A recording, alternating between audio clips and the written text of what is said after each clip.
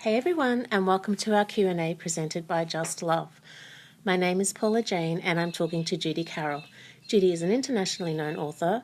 Her books include The Zeta Message, Human by Day, Zeta by Night, Extraterrestrial Presence on Earth, Lessons in History, and her two most recent books, both Kindle editions, An Interview with an Alien, Comments by an Undercover ET, and Cosmic Spirituality, Blending Religion and Science in Oneness from an Off-Planet Perspective.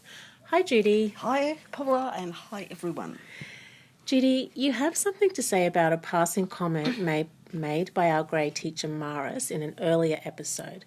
Can you talk a little bit more about this, please? Yes, Paula, Maris made a very interesting comment in a recent message that needs closer examination.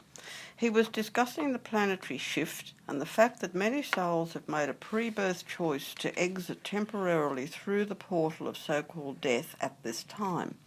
By so doing, they can either better prepare themselves for reincarnation into the 5D world, or else perhaps help others who have chosen to remain incarnate. The comment that Maris made was, they can then either reincarnate back again in step with their higher evolved planet, or else to another version of the planet that is more compatible with the level of energy on which they are resonating. Remember, planets, as sentient beings, are multidimensional, so in the greater reality there is an Earth to suit all tastes. This is the reason why mass deaths always occur around the time of planetary shifts. Death is not an ending, but rather a beginning, a rebirth. Yes, we have spoken previously about the many souls that are leaving the planet for one reason or another, and we have discussed how some souls made a pre-birth choice to leave at this time.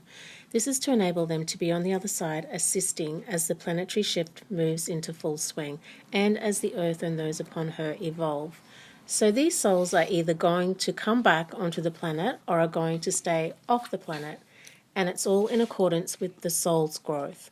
It's all about what the soul wants and needs. Would that be right? Yes, absolutely.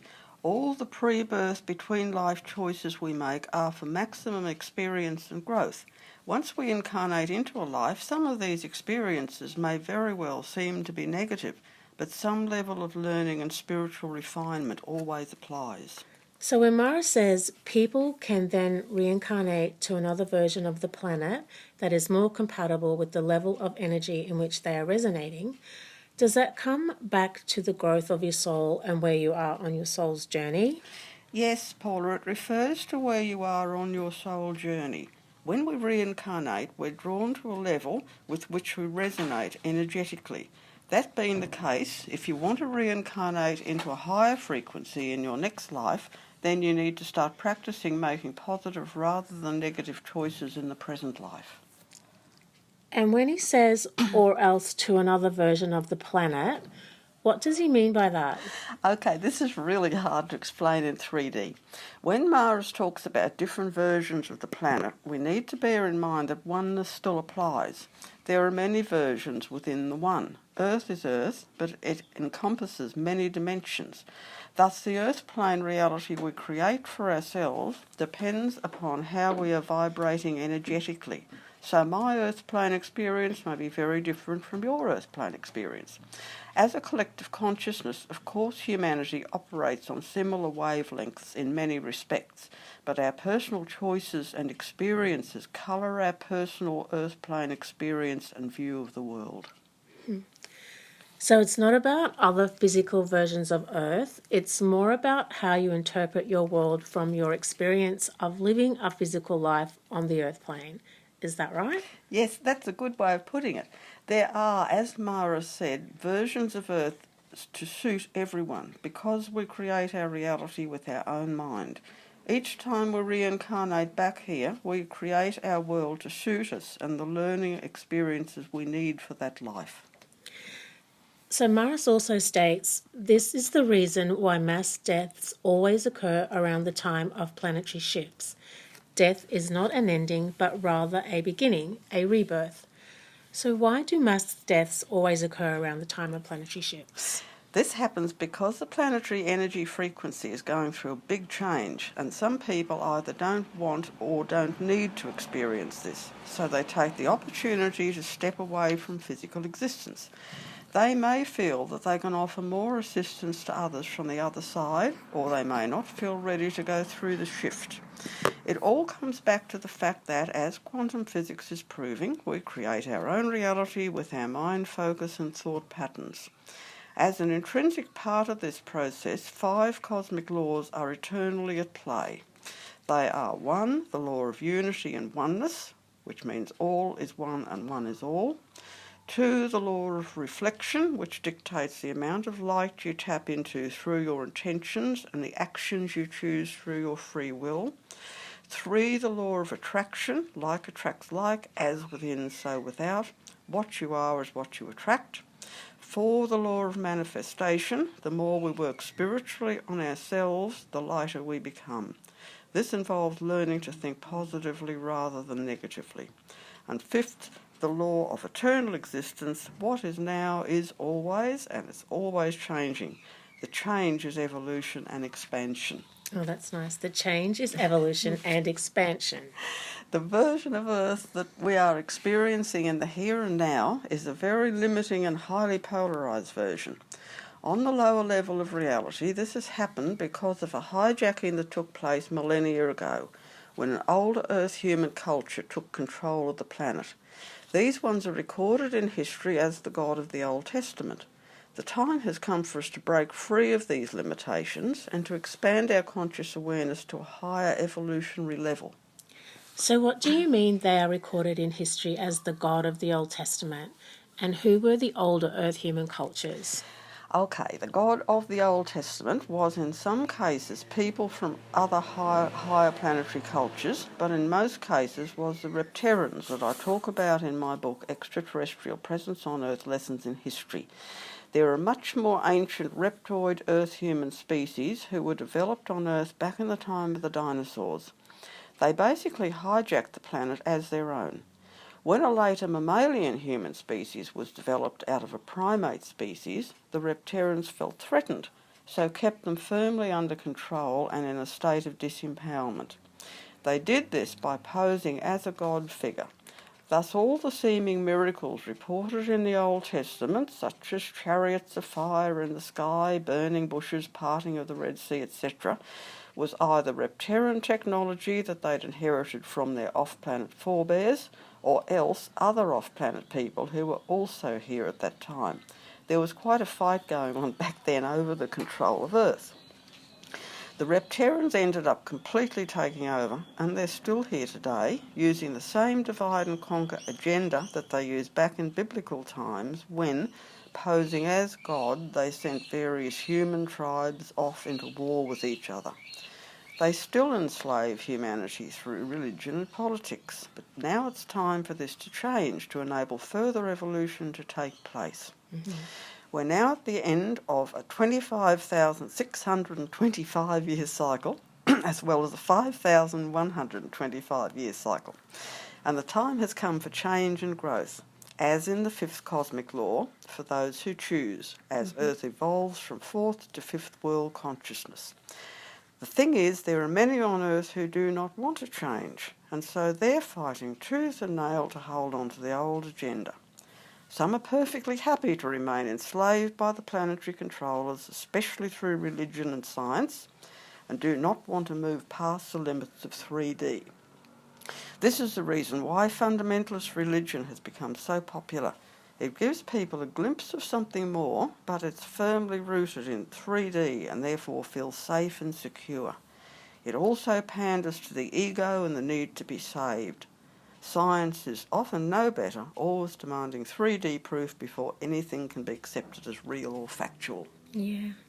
So why do you think these people want to stay in a 3D world? Why do you think they are happy to adhere to rules and regulations, continually going outward for guidance instead of turning within? Does it come back to where they are on their own individual soul's journey? Yes, it all comes back to that. The Reptarian controllers have used religion on Earth as a way of dumbing people down to who and what they truly are. That is, immortal spiritual souls who carry the God essence within our own being.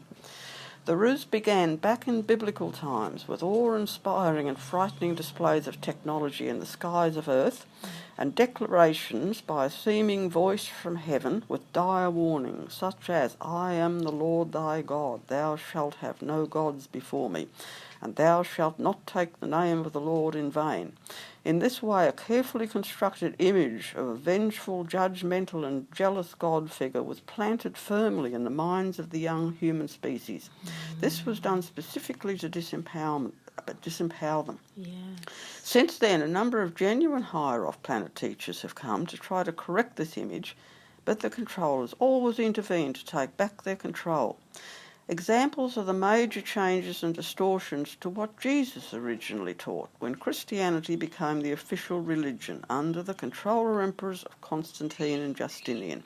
Jesus' teachings on reincarnation were removed, which is a vital component in assisting evolution in the human kingdom. Yes. Another cunning ploy is the concept of original sin, an eternal hellfire for those who have not been redeemed or saved. All of this dogma has been carefully put in place to keep humans controlled by fear and neediness and in victim mode. Earth plane humanity has been controlled and disempowered in this way by the controllers, who have kept us trapped in the limits of 3D, first through religion over the span of millennia, and then through science as well, once religion started to be questioned by deeper thinkers. The average Earth human has no idea of their true potential because we've been so brainwashed to always need proof in the way of physical, material evidence. The problem is that when we begin to operate at 5D level, this does not apply because much of what we experience is beyond the limits of 3D Earth plane technology to weigh and measure. These two opposing realities are clashing, hence all the chaos at play. So the two opposing realities are the people who are happy to continue to reside in 3D and the people who know that there is so much more beyond. Yes, exactly. And the strongly 3D-oriented people are controlled by fear and ego. These are the basis of hard-nosed skepticism. The other important point that people need to understand is that planet Earth, as we know it in the here and now, is extremely polarised, and in accordance with this, the planetary controllers, the Repterans, are also extremely polarised and divided between two groups, each desperately trying to hold on to their age-old agenda of divide and conquer. Yes, you have spoken about the two planetary controller groups controlling the planet. So just to reiterate, there are two planetary controller groups here operating through both religion and politics. Yes, these two controller groups operate through both, as they're the two strongest controlling forces on Earth. In politics, they operate through extreme right and extreme left wings, fascism and communism. On the surface, they see themselves as totally opposed to each other, but underneath their agenda is identical, the complete control of humanity. So are they actually fighting between themselves, or are they just making out that they are fighting between themselves to arrive at their agenda, the complete control of humanity? A bit of both. There are two realities at play here. The controllers are behind both groups who operate through planetary governments and political leaders. This is done to create maximum confusion and chaos on Earth. The end of World War II was a perfect example when Russia, a communist regime, stepped in to save Europe from fascism, or Nazism, but then immediately set up their own controller regime. Both regimes are as bad as each other, and poor Earth-plane humanity got caught in the middle. Another ploy they're using now, with online media playing a major role, is the many conspiracy theories being put out. These are used to plant seeds of unrest, anger and confusion in people's minds.